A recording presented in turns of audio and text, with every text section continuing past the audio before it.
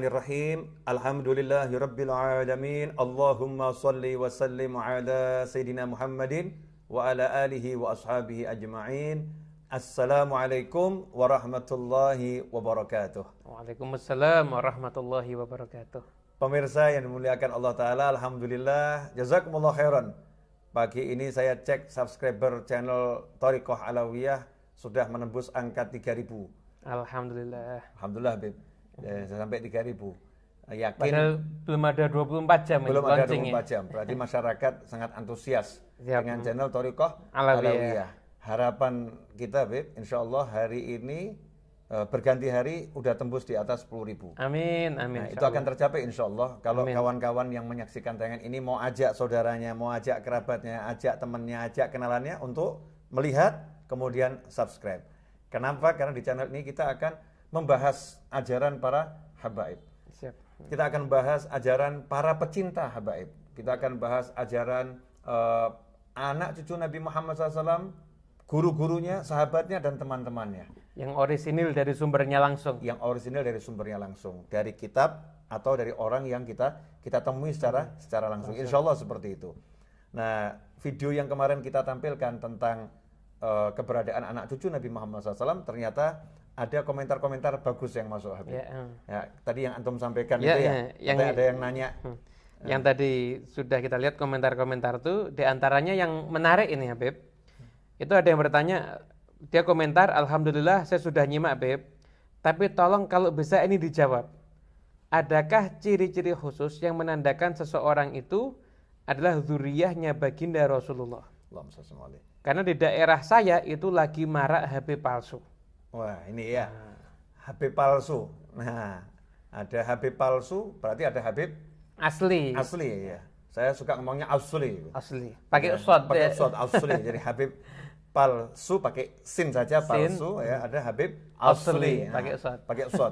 Ini antara yang asli sama yang palsu seperti apa? Dan sebetulnya perlu nggak sih julukan Habib ini? Perlu nggak? Urgennya seperti apa? Nah, insya Allah kita ngobrol bareng, Habib.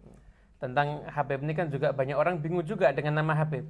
Kan dikira Habib itu gelar kesarjanaan khusus, ada kuliah jadi Habib tertentu. Masya Allah. Dan ada juga orang yang mungkin ngerti bahasa, dia bilang Habib itu semuanya bisa, karena artinya yang mengasihi dan yang dikasihi. Nah, jadi gelar Habib sendiri itu asal mulanya gimana, Habib? Sampai ada orang-orang kok dijuluki jadi Habib begitu tuh. Seperti apa ya? Seperti apa? Yang antum sampaikan tadi saya alami, Bib. Waktu saya haji yang pertama, itu setelah sekian puluh hari ya, saya haji resmi pemerintah, setelah sekian puluh hari, saya jadi petugas waktu itu, Habib. Alhamdulillah. Setelah sekian puluh hari, salah satu teman saya yang bareng sama saya nanya, Bib, maaf, teman saya ini bukan orang yang nggak tahu agama, artinya bukan orang awam, orang yang terpelajar, pernah nyantri di sebuah pesantren, tapi nggak paham tentang gelar Habib itu sendiri, sehingga nanya, Habib mohon maaf mau nanya, caranya dapat gelar Habib ini kuliahnya di mana ya? Atau kalau pesantren nyantrinya di mana ini punya gelar Habib? Terus saya jelaskan. Jadi begini, Habib, dan pemirsa dimanapun Anda berada, gelar itu adalah suatu hal yang wajar. Pemberian gelar kepada seorang adalah suatu hal yang wajar, yang lazim terjadi di masyarakat. Kita tahu di Nusantara ini ada orang-orang yang dekat dengan kesultanan, kemudian oleh raja diberi gelar Raden. Ya, diberi gelar Raden. Ini orang-orang yang dekat dengan raja ya. Sama raja dikasih gelar Raden orang tersebut. Untuk apa? Menunjukkan ini orang yang dihormati oleh raja, dan agar masyarakat menghormati orang tersebut juga. Gelar terhormat berarti ya? Gelar terhormat ada, wajar di masyarakat. Termasuk di dalam dunia secara keseluruhan, di setiap negara, setiap wilayah punya gelar-gelar tersendiri untuk orang-orang yang dipandang mulia dalam tanda kutip di masyarakatnya. Ada, saya nggak tahu kalau di Inggris seperti apa, di Amerika saya belum belajar ya. Tapi dalam dunia Islam, masyarakat Islam, umat Islam terbiasa memberikan gelar kepada orang-orang yang mulia. Sebagai contoh adalah gelar Sayyid dan Syarif. Gelar Sayyid dan Syarif menurut Buya Hamka dalam bukunya Tuan Kurau, yaitu Profesor Dr. Hamka menuliskan di kalau bisa dicek nanti di halaman 171 di buku Tuan Kurau, di akhirnya setelah mengutip hadis, Buya Hamka menyatakan Oleh karena itu maka menjadi tradisilah orang memberikan gelar Sayyid kepada keturunan Hasan dan Husain itu di seluruh dunia Islam. Gelar Sayyid kepada keturunan Hasan dan Husain di seluruh dunia Islam demi menghormati hadis Nabi tersebut. Setelah menjelaskan dua hadis tentang Rasul menyebut cucunya adalah Sayyid. Nah, artinya biasa orang diberi gelar Sayyid atau Syarif di dalam dunia Islam untuk menghormati anak cucu Nabi Muhammad SAW demi menghormati Rasulullah SAW. Berarti orang yang memberikan gelar, bukan Habibnya menggelari dirinya ya? Ada satu hal yang aneh gitu kalau Habib memberi gelar untuk dirinya sendiri gitu kan? Atau seseorang meraden-radenkan dirinya sendiri. Aku raden gitu kan?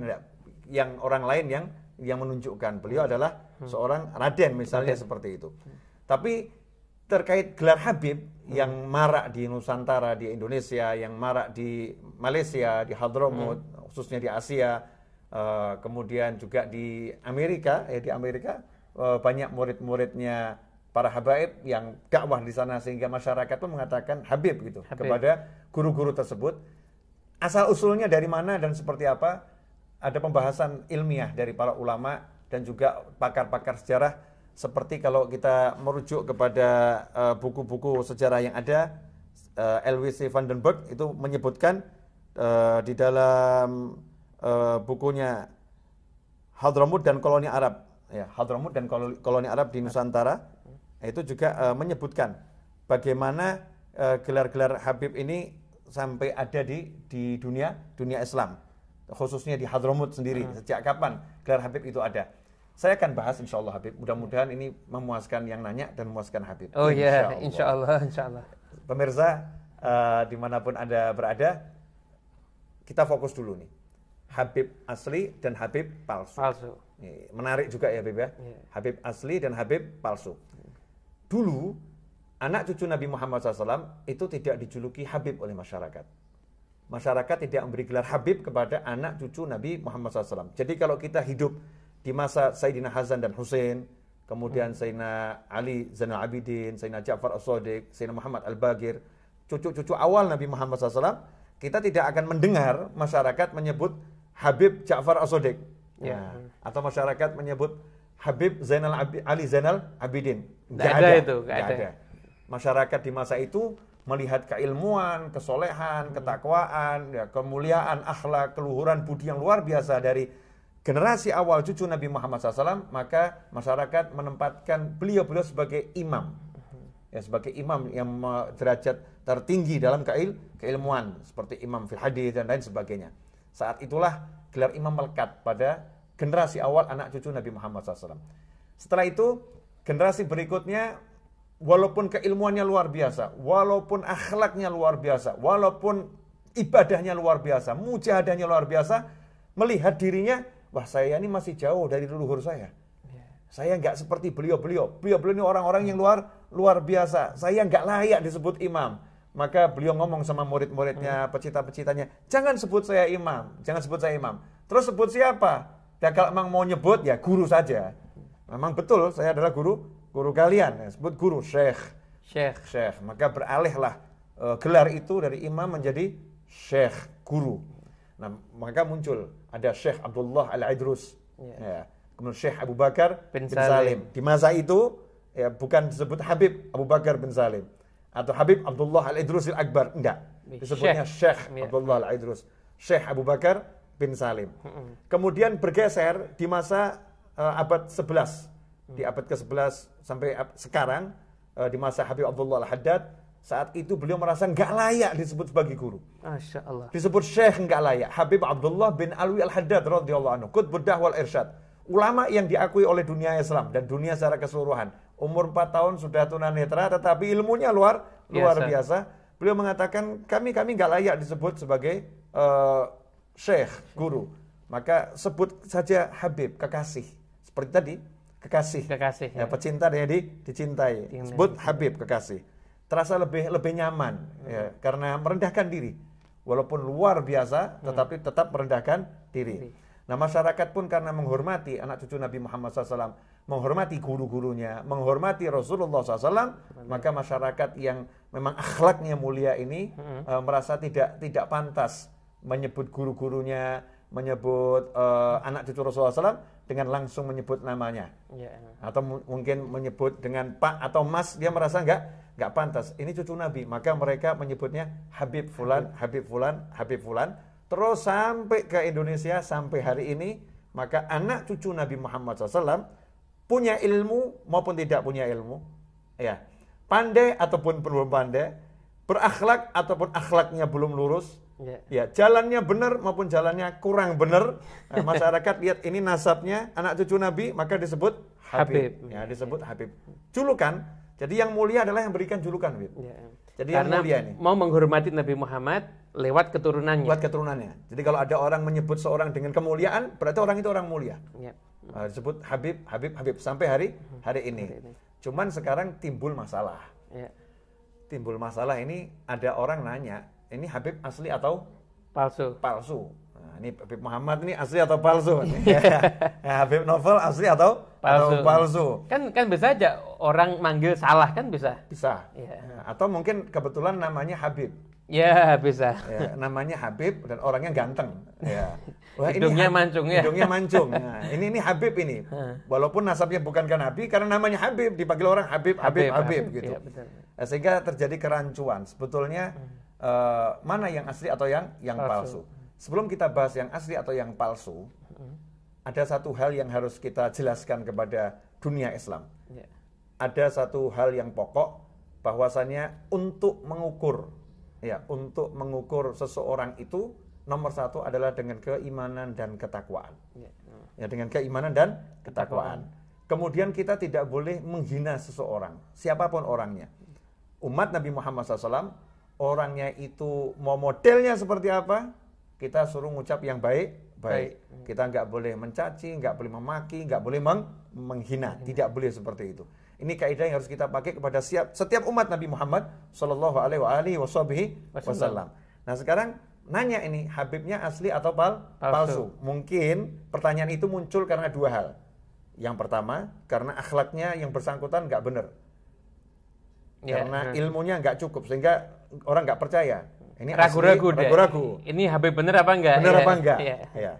Atau yang kedua, orangnya ilmunya bagus, akhlaknya bagus, tetapi setelah dicek, ini kok kelihatannya ayahnya ke atas nggak jelas nih, kakeknya ke atas nggak jelas. Nah, ini asli atau palsu? Kadang-kadang juga dari lihat fisiknya. Betul. Kadang pula fisiknya hidung nggak mancung, hidungnya nggak mancung, wajahnya ya biasa-biasa saja, nggak kelihatan seperti keturunan Nabi Muhammad SAW. Orang jadi ragu, ini asli atau palsu? Alhamdulillah, negara kita termasuk negara yang udah punya lembaga khusus di masyarakat, yaitu Rabithah Alawiyah punya Maktab Ad-Daimi. Maktab Ad-Daimi itu suatu lembaga di Indonesia yang mencatat nasab anak cucu Nabi Muhammad SAW di seluruh wilayah di tanah air, walaupun belum maksimal, tetapi sudah mencatat. Sehingga kalau ada orang yang ragu, ini Habib asli atau palsu, sebetulnya caranya mudah. Tinggal nanya sama Habibnya, Habib, kalau antum ini asli, kami butuh bukti nasab. Ya, bukti nasab yang ada stempel Rabithah Alawiyah Maktab Ad-Daiminya ada stempel dari Maktab Ad-Daimi. Kami kalau itu bisa percaya antum Habib. Kalau enggak, ya kami belum bisa percaya. Kami tidak menafikan, tapi kami belum bisa percaya. Sampai Habib punya. Boleh masyarakat ngomong seperti itu. Itu haknya masyarakat untuk bertanya, ya.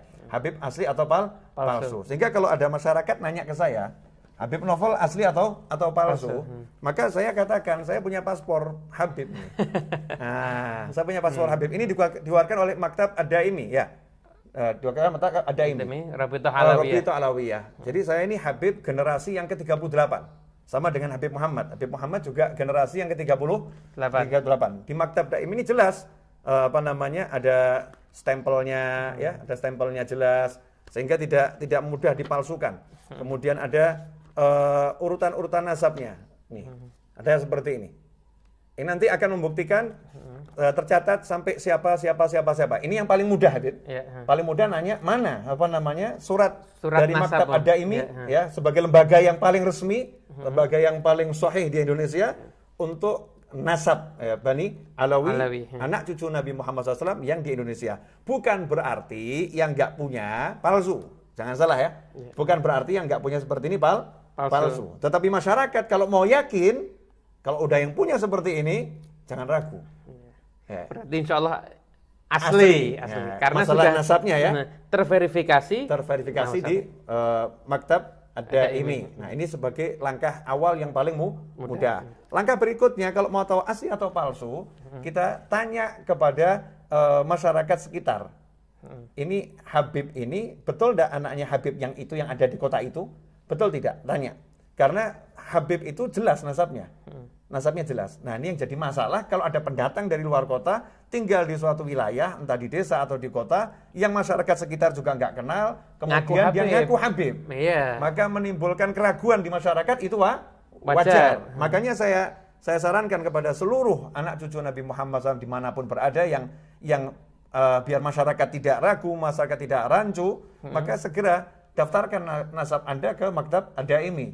Ya, Rabithah Alawiyah. Minta ya nasab di situ. Insya Allah kalau udah begitu jadi jelas. Ya. Jadi bukan masalah fisik ya, nasab bukan masalah fisik. Orang yang ganteng seperti saya dan Habib Muhammad ini belum tentu Habib jelas juga. Habib nggak diukur dari gantengnya. Enggak. Orangnya akhlaknya baik belum tentu juga. Bukan dari ukuran akhlak kemudian dia jadi Habib. Atau ini perilakunya belum benar, nih dia bukan Habib, belum tentu juga. Karena masalah perilaku nggak ada hubungannya dengan nasab. Nah, itu adalah sesuatu yang nempel saja kan. Kalau nasab ini sesuatu yang melekat karena garis keturunan dari ayah. Bin Fulan sampai kepada Nabi Muhammad SAW lewat Fatimahuz Zahra radhiyallahu ta'ala seperti yang sudah saya jelaskan di video sebelumnya. Ini tentang Habib itu sendiri. Cuman yang menarik gini, Bib. Kadang juga ini ada yang masyarakat lebay, Bib. Masyarakat lebay ya, pecinta yang lebay. Hulu ya. Berlebihan. Kalau bahasa syariatnya hulu. Kalau saya lebih suka pakai bahasa gaul. Kekinian, lebay. Ya. Jadi lebay dalam mengenal para habaib, terus mengucapkan kalimat-kalimat yang enggak jelas. Dengan mengatakan, oh itu Habib, nggak mungkin masuk neraka. Itu Habib, nggak mungkin dapat siksa. Ya, kalau jadi Habib bebas, nggak sholat nggak apa-apa gitu. Oh kalau jadi Habib tuh nggak puasa nggak apa-apa, itu Habib, itu udah tempatnya mulia di sisi Allah Subhanahu wa Ta'ala. Pernah dengar gini Habib? Sering. Di beberapa daerah ada yang sampai fanatik sampai ke tahap seperti itu. Padahal kalau kita lihat di sejarahnya para habaib, itu justru mereka ibadahnya luar biasa. Masya Allah. Ibadahnya luar biasa, ilmunya juga luar biasa. Jadi para habaib itu justru sangat amat tidak mengandalkan nasabnya untuk mendekatkan dirinya kepada Allah Subhanahu Wa Taala. Jadi kalau kita bahas nanti Thariqah Alawiyah, tidak ada ya, Beb? Nah, nomor satu adalah nasab, tidak ada ya? Nggak ada ya? Ada. Dalam Thariqah Alawiyah itu ya ilmu, amal, rasa takut pada Allah, berharap, warok. Itu adalah jalan hidup anak cucu Nabi Muhammad SAW. Jadi kalau ada orang mengatakan Habib itu kebal dari api neraka, ya kita akan jelaskan sekarang ya. Ikhwani rahimakumullah. Jadi jangan salah. Yang bisa membuat orang itu kebal dari api hanya Allah Subhanahu wa Ta'ala. Ya narukuni bardaw wa salaman ala Ibrahim. Ya. Tapi kita nggak boleh menghina siapapun dengan kalimat yang nggak baik. Contoh, ada anaknya orang soleh, entah itu anaknya Habib, entah anaknya kiai, entah anaknya seorang guru besar, terus kita katakan kamu ya tidak kebal sama api neraka, kamu akan bisa juga disiksa. Ini kalau niatnya menghina, jadinya sombong, nggak boleh, nggak boleh. Ini lebih nasihat ke dalam kepada siapapun yang punya hubungan nasab dengan orang-orang mulia, dengan guru-guru, dengan orang-orang soleh, dengan wali-wali, ya punya hubungan nasab. Jangan kemudian mengandalkan nasab, lupa pada to'ah. Hubungan nasab itu kemuliaan. Qorobah itu ada punya hak. Betul, itu kamu kemuliaan. Tetapi kamu jangan andalkan ya, nasabmu ya, untuk kemudian mengatakan saya nggak ibadah, nggak jadi masalah. Naudzubillah min dzalik. Kalau kita lihat dalam Al-Quran, di surat Al-Ahzab ayat 30 ya, Al-Ahzab ayat 30 dengan tegas Allah Ta'ala itu mengatakan agar Rasul berbicara kepada istri-istrinya, wahai istri-istri Nabi Muhammad SAW, kalian nggak seperti wanita yang lain, ya nggak seperti wanita yang lain. Kalau kita baca Habib, saya takut salah karena ayat Al-Quran ya. Ya nisa an-nabi may ya'ti minkunna bi fahishatin mubayyinatin yudha'af lahal 'adzabu dhi'fain wa kana dzalika 'ala Allahi yasira. Kata Allah Ta'ala, hai istri-istri Nabi, siapa-siapa di antara kalian yang mengerjakan perbuatan keji yang nyata, niscaya akan dilipat gandakan siksaan kepada mereka 2 kali lipat. Dan adalah yang demikian itu mudah bagi Allah. Yang demikian itu mudah bagi Allah. Untuk apa namanya, kalau memang berbuatnya nggak benar ini, dikasih double. Siksanya double. Kenapa siksanya double? Istri Nabi, keluarga Nabi, hidup bersama Nabi Muhammad SAW, hidup bersama Rasulullah SAW. Kok masih melakukan perbuatan keji? Maka layak siksanya double. Dan hasya wa kalla, nggak mungkin istri Nabi berbuat seperti itu. Nggak mungkin istri Nabi Muhammad SAW berbuat seperti itu. Tetapi Allah mengingatkan dengan tegas, ya, mengingatkan dengan ancamannya neraka dan double adabnya double. Lantas hal yang sangat aneh kalau ada anak keturunan dari istri-istri Nabi Muhammad SAW. Yang namanya Habib ini keturunan dari Fatimah dari Sayyidah Khadijah radhiyallahu taala anha. Kalau ibunya saja juga mendapatkan ya peringatan, masa anak cucunya nggak mendapatkan peringatan? Karena itu Nabi melanjutkan pesan itu. Ya, Nabi melanjutkan pesan itu kepada anak cucunya. Bahwasanya anak cucu Nabi Muhammad SAW, terutama dari putrinya yaitu Fatimah Zahra radhiyallahu taala, diingatkan dengan kalimat yang tegas oleh Nabi Muhammad SAW bahwasanya dirinya tidak akan bisa terhindar dari siksa api neraka dengan pertolongan ayahmu, walaupun ayahnya punya syafaat yang besar. Tapi Rasulullah ngajarkan sama anaknya, jangan bergantung sama syafaatku, jangan bergantung kepada kebesaran ayahmu, jangan. Kamu harus berjuang untuk menyelamatkan dirimu dari siksa api neraka. Dan itu saya temukan Habib dalam wasiat-wasiatnya para habaib kepada keluarganya, kepada anak cucunya, ya kepada masyarakat komunitas yang punya nasab kepada Nabi Muhammad SAW, diingatkan dengan keras untuk menghindari api neraka. Ini salah satunya adalah di wasiat yang dituliskan Habib Hasan bin Soleh Al-Bahar Al-Jufri radhiyallahu anhu. Ini mesti kitab tulisan tangan ini ya, Bebe? Tulisan tangan, ya. Jadi mesti orisinil beneran. Ini saya pinjam dari Habib Syekh bin Abdul Qadir As-Segaf ini kitab ini. Ya, ini kitab tulisan tangan saya pinjam dari Habib Syekh bin Abdul Qadir As-Segaf. Belum saya kembalikan, belum waktunya. Nanti kalau udah waktunya kita kembalikan. Ya.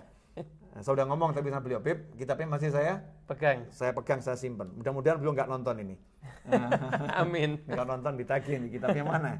Ini dalam kitab ini, Bib, tulisan tangan yang bagus ini, di halaman 28, ya di halaman 28 itu ada wasiat di antara cuplikan, karena wasiatnya sangat panjang ya.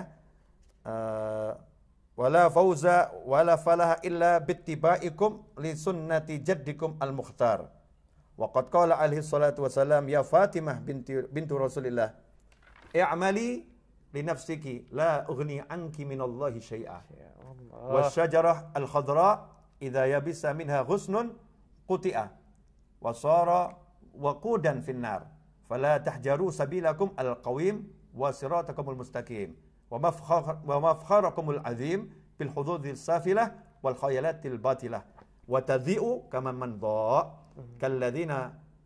كالذين ضل سعيهم في الحياة الدنيا وهم يحسبون أنهم يحسنون صنعا إلى آخر ما قال رضي الله عنه.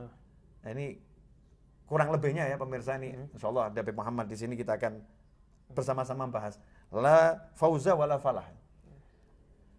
La fauza wala falah, nggak ada kesuksesan, nggak ada kemenangan kecuali dengan mengikuti sunnah kakek kalian. Ini wasiat Habib Hasan bin Soleh Al-Bahar Al-Jufri kepada keluarganya, kepada masyarakat yang hidup di zamannya. Kalian tidak akan sukses, kalian tidak akan mendapatkan kemenangan kecuali mengikuti sunnah kakek kalian Nabi Muhammad SAW.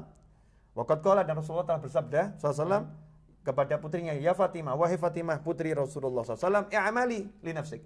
Beramallah untuk dirimu sendiri. Artinya Rasulullah mengajarkan pada putrinya, jangan kamu membanggakan amal ayahmu, amal ibumu. Ibunya dapat salam langsung dari Allah Ta'ala.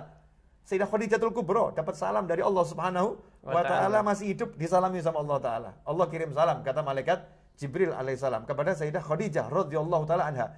Yang seperti itu saja Rasul mengatakan kepada Fatimah putrinya, "I'mali li nafsik." Wahai Fatimah, berbuatlah, beramal solehlah untuk keselamatan dirimu sendiri, karena aku tidak bisa menyelamatkan engkau dari Allah. Sedikit pun tidak bisa menyelamatkan kamu dari Allah.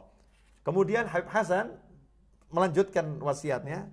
Habib Hasan bin Shalih Al-Bahr Al-Jufri radhiyallahu anhu, wasyajarah al-khadra, kita lihat pohon yang hijau.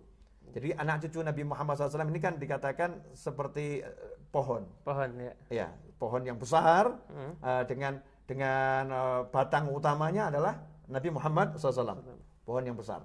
Nah ini pohon ini punya ranting. Punya ranting. Ini pohon yang besar yang hijau ini, kalau ranting anak cabangnya ada yang kering, itu ya bisa, kata Habib Hasan. Ranting anak cabangnya ada yang kering, kutia, akan dipotong. Diambil sama orang, dipotong, kemudian dijadikan apa? Waku dan linnar. Kayu bakar. Kayu bakar. Ya, waku dan finnar. Dijadikan kayu bakar. Kalau yang hijau diambil, dipotong, ditanam lagi jadi pohon. Ya, jadi pohon. Dipotong, tanam lagi jadi pohon. Yang hijau rindang jadi menaungan, memberikan kenyamanan pada orang banyak. Tapi kalau yang kering dipotong dijadikan kayu bakar. Karena itu kata Habib Hasan bin Shalih Al-Bahr Al-Jufri, "Fala tahjaru sabilakum." Jangan kalian meninggalkan jalan kalian yang lurus, jalan kalian yang kuat, jalan kalian yang agung tersebut dengan memilih ya nafsu, mengikuti hawa nafsu, ya mengikuti khayalan-khayalan. Nah, dunia ini kan serba khayalan. Kalau akhirat itu sesuatu yang pasti, sehingga kalian akan hilang seperti orang-orang yang hilang karena tidak mengikuti jalan leluhurnya. Nah, ini akhwani rahimakumullah. Ini habaib itu seperti itu. Jadi ke dalam mengajarkan keluarganya untuk menjauhi siksa api neraka. Kalau saya nggak salah Habib, Sayyidina Ali Zainal Abidin As-Sajjad, ibadahnya satu hari sholat sunnah 1000 rakaat. Masya Allah. Nggak pernah mengatakan saya cucunya Rasulullah, saya Sayyidina Ali, ya, saya dijamin masuk surga. Karena memang logikanya tidak mungkin anak kenyang dengan makannya bapak. Kalau bapak makan kenyang, anak tidak makan ya nggak kenyang, lapar. Kalau makan makanannya bapak nanti nikmat, bisa kenyang, nikmat. Dan makanannya bapak ini ya. Iya. Masya Allah, ini ilmu baru nih. Jazakumullah khairan. Sayyidina Ali Zainal Abidin itu setiap hari sholat sunnah 1000 rakaat dan nangis takut api neraka. Dan nangis takut api neraka. Bahkan ketika rumahnya terbakar, rumahnya terbakar, masyarakat kumpul melihat beliau lagi sholat. Selesai sholat, beliau nanya, ada apa kalian kumpul di sini? Ini rumahmu terbakar. Udah selesai kebakarannya, Bib. Udah selesai. Rumahmu terbakar. Kamu tidak terasa? Enggak, saya enggak merasa ada kebakaran. Saya lagi sibuk tadi mengingat ayat-ayat tentang siksa api neraka dalam sholat yang saya baca, sehingga saya lupa dengan api dunia. Allah. Jadi lagi seperti itu. Sayyidina Hasan dan Husain, ketika akan sholat, beliau wudhu. Dilihat sama orang, kok wajahnya pucatnya luar biasa. Mau sholat ini, pucat wajahnya. Ditanya sama orang, kenapa kok wajahmu pucat seperti itu? Sakit apa? Enggak ada sakit. Kenapa pucat? Apa kalian nggak ngerti? Sebentar lagi saya mau ngadep siapa nih sholat? Saya mau ngadep Allah Ta'ala. Khawfuhum azim. Mereka punya rasa yang takut yang besar pada Allah Subhanahu wa Ta'ala. Nah ini Habib. Nah ini artinya Habib dalam arti akhlak. Habib dalam arti ilmu, bukan nasab. Kalau nasab ada thariqah, jalannya ini. Jalannya begini. Tapi kalau urusan nasab nggak lihat semua itu. Nggak lihat semua itu. Nah terus gimana Habib kalau ada Habib yang ternyata akhlaknya belum benar? Ya saya juga belum benar. Akhlak saya masih banyak yang belum belum beres. Ini banyak pertanyaan yang setipe dengan itu, Habib mengatakan orang biasa tapi berakhlak mulia dengan Habib tapi berakhlak kurang bagus. Ini gimana yang lebih utama ini? Yang lebih utama sederhana, hormati Habib karena nasabnya, berarti menghormati Habib, karena kakeknya berarti menghormati Nabi Muhammad SAW. Menghormati orang biasa karena amalnya berarti menghormati yang memberikan amal, yaitu Nabi Muhammad SAW. Semuanya berpulang kepada Rasulullah SAW. Kalau kita kembalikan ke situ, maka kita akan enak menghadapi siapapun. Berarti memang sumbernya itu yang kita lihat ya. Yang lainnya itu hanya cabangnya. Nah, amar ma'ruf nahi mungkar jalan. Amar ma'ruf nahi mungkar ini berlaku pada siapapun. Tegakkan amar ma'ruf nahi mungkar tapi dengan cara yang benar. Jangan mencaci, memaki, menghina siapapun tidak boleh. Sombong di hati, bahaya. Dalam hadis disebutkan siapa yang menghina seorang mukmin atas dosa yang dia lakukan, maka Allah akan menguji dia dengan melakukan perbuatan yang sama. Dengan perbuatan yang sama. Na'udzubillah min dzalik. Ikhwani rahimakumullah. Ini obrolan ini semakin menarik. Cuman Habib ini kalau subscriber nggak nambah kan nggak asik. Iya. Biar subscribernya nambah dulu, kita baru lanjutkan nanti. Oke, siap. Topik apa namanya Berikutnya. Tapi sudah puas nggak jawabannya? Wah, sangat memuaskan. Atau mungkin sangat mau ditambahkan, memuaskan. apalagi Ya, yang mau cukup, ditanyakan? sangat memuaskan. Intinya gelar Habib itu karena Nasab. masyarakatnya baik, menghormati anak cucu Nabi Muhammad SAW. Tapi kalau Habib mau nyebut dirinya Bapak boleh toh, seperti Pak Novel, tidak Ya, masalah boleh. kan? Pak Novel, Bang Novel. Bang Novel, Iya, ya. boleh. Tapi saya lebih suka panggil Mas Novel. Mas Novel. Mas Novel karena apa masih terkesan, Kelihatan selalu muda. kelihatan selalu muda. Walaupun Betul. kenyataannya begitu Habib, Iya. Masya Allah. Kalau saya senang dipanggil Dik Muhammad. Oh, Dik Muhammad, Masya Allah. Berarti lebih muda dari saya. Iya. Alhamdulillah. Alhamdulillah. Mudah-mudahan Dik Muhammad dan Mas Novel ini bisa disebut Habib dalam arti yang sebenarnya. Amin. Sebagai Insya Allah. kekasih dan yang dikasihi, dan betul-betul nasabnya nyambung pada Nabi Muhammad SAW. Dan mudah-mudahan ya keberadaan para habaib dimanapun berada membawa keberkahan, membawa turunnya rahmat Allah Ta'ala untuk wilayah tersebut. Jazakumullah khairan atas kebersamaannya. Jangan lupa ya, subscribe channel ini, share kepada siapapun. Kami tidak akan menyampaikan hal-hal yang tidak baik, insya Allah. Kami ingin menyampaikan hal-hal yang baik. Kami ingin menjadi pohon rindang yang menaungi, pohon rindang yang menyejukkan. Kami tidak ingin menjadi ranting yang kering, kemudian menjadi kayu bakar. Na'udzubillah min dzalik. Semoga kita semua selamat dari azabnya Allah Subhanahu wa taala dan dimasukkan surga dengan syafaat baginda Muhammad sallallahu alaihi wasallam. Walhamdulillahirabbil alamin wa afa minkum. Wassalamualaikum warahmatullahi wabarakatuh.